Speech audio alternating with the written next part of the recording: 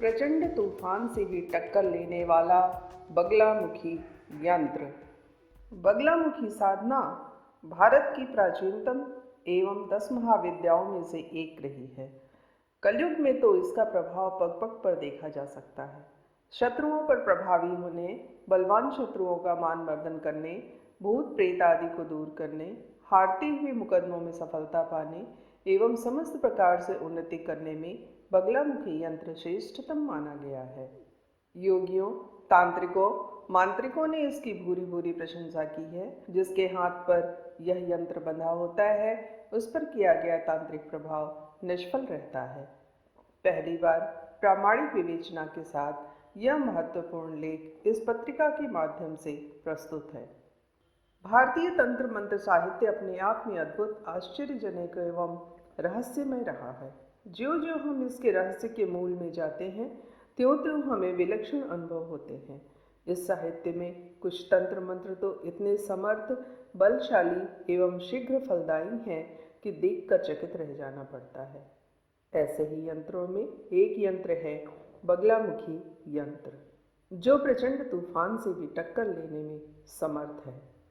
भारत के लगभग सभी तांत्रिकों ने एक स्वर से यह स्वीकार किया है कि बगलामुखी यंत्र के समान और कोई अन्य विधान नहीं है जो कि इतने वेग से और तुरंत प्रभाव दिखा सके। एक तरफ जहाँ यह यंत्र शीघ्र ही सफलतादायक है, वहीं दूसरी ओर विशेष अनुष्ठान एवं मंत्र जप के द्वारा जो बगलामुखी यंत्र सिद्ध किया जाता है, वह तुरंत कार्य सिद्धि में सहायता प्रदान करता है। ब्रिटेन के प्रसिद्ध तंत्र विशेषज्ञ श्री समरफील्ड ने यह यंत्र सिद्ध कर उसका प्रभाव देखकर कहा था कि पूरे विश्व की ताकत भी इस यंत्र से टक्कर लेने में असमर्थ है, असहाय है। दुर्लभ ग्रंथ मंत्र महारणों में इसके बारे में लिखा है, ब्रह्मास्त्रम च प्रवक्ष्यामि सद्य प्रत्यय कारणम यस्य स्मरण मात्रेण पवनोपि स्थिर्यात्। अर्थात इस मंत्र को सिद्ध करने के बाद मात्र स्मरण मात्र से ही प्रचंड पवन भी स्थिर हो जाता है। भारत के श्रेष्ठ और अद्वितीय तांत्रिकों ने भी एक स्वर से इस यंत्र की सराहना की है। जिस व्यक्ति के घर में यह यंत्र या जिस व्यक्ति ने अपनी भुजा पर इस यंत्र को बांध रखा है, उस पर कभी भी शत्रु प्रभावी नहीं हो सकते। न वह जहर से मर सकता है, न उस पर आक्रमण से सफलता पाई जा सकती है और न उसकी अकाल मृत्यु हुई संभव है। त्रिजटा अघोरी। आज के युग में जब पग पग पर शत्रु प्रभावी होने की चेष्टा करते हैं और हर प्रकार से चारों तरफ से शत्रु नीचा दिखाने का प्रयत्न करते हैं, तब प्रत्येक उन्नति चाहने वाले व्यक्ति के लिए यह साधना, यह यंत्र धारण करना आवश्यक ही नहीं, अनिवार्य समझा जाना चाहिए। किंकर बाबा। सभी यंत्रों में बगलामुखी यंत्र सर्वश्रेष्ठ है, अद्भुत प्रभावशाली है तथा किसी भी प्रकार के मुकदमे में पूर्ण सफलता देने में सहायक है। स्वामी बोधत्रय जी। यंत्र तो भारत में सैकड़ों हैं, परंतु यह यंत्र अपने आप में महायंत्र है और शत्रुओं का मान मर्दन करने में पूरी तरह से सक्षम है।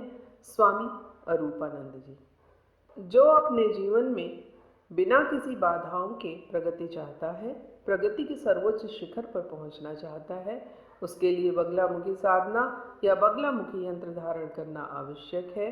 माँ भारती। इस यंत्र का ही यह प्रभाव है कि इसे तंत्र मंत्र के क्षेत्र में सर्वोपरि मान्यता मिलती रही है और इसके बारे में शोध और प्रयोग प्राचीन काल से बराबर होता रहा है। आश्चर्य की बात तो यह है कि इस यंत्र का उपयोग जहाँ हिंदू राजाओं ने अपने शत्रुओं के मान मर्दन के लिए किया, वहीं मुस्लिम शासकों ने भी इसका प्रयोग कर कार्यों में सफलता प्राप्त की। रिचर्ड ब्रन के इतिहास में उल्लेख मिलता है कि औरंगजेब ने अपने शत्रुओं को परास्त करने में बगलामुखी साधना कराई और सफलता प्राप्त की।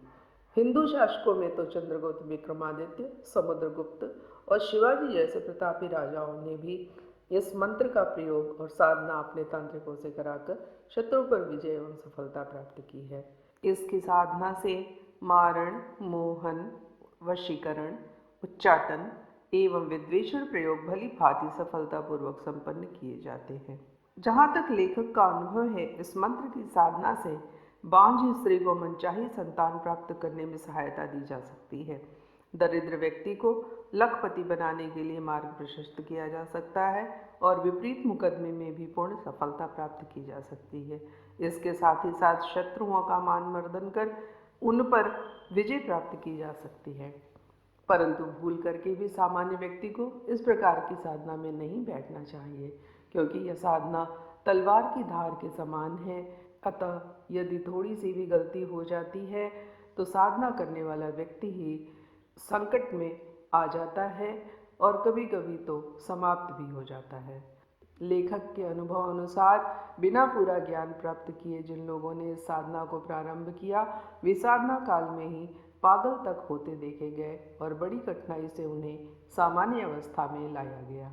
अतः सामान्य पंडित भी इस प्रकार की साधना संपन्न करने में हिचकिचाता है।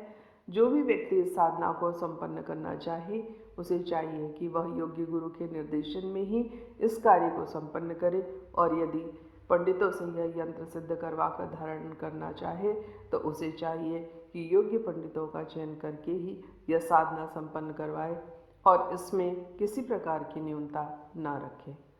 साधना काल में प्रत्येक साधक को दृढ़ता के साथ इनसे संबंधित नियमों का पालन करना चाहिए और साधक को किसी प्रकार की शिथिलता नहीं बरतनी चाहिए।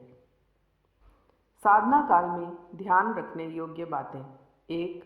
बगलामुखी साधना में साधक को पूर्ण पवित्रता के साथ जप कार्य करना चाहिए और उसे पूरी तरह से ब्रह्मचर्य का भी पालन करना चाहिए। 2. साधक को पीले वस्त्र धारण करने चाहिए। धोती तथा ऊपर ओढ़ने वाली धोती दोनों पीले रंग में रंगी हुई हो। 3. साधक एक समय भोजन करे और भोजन में बेसन से बनी हुई वस्तु का प्रयोग करे। 4. साधक को दिन में नींद नहीं लेनी चाहिए, न व्यर्थ की बातचीत करे, न किसी पर स्त्री से किसी प्रकार का संपर्क ही स्थापित करे। 5. साधना काल में बगलामुखी यंत्र बनाकर स्थापित कर उसके सामने मंत्र जप करे। प्रेम से बोलिए पूज्य श्री सतगुरुदेव की जय।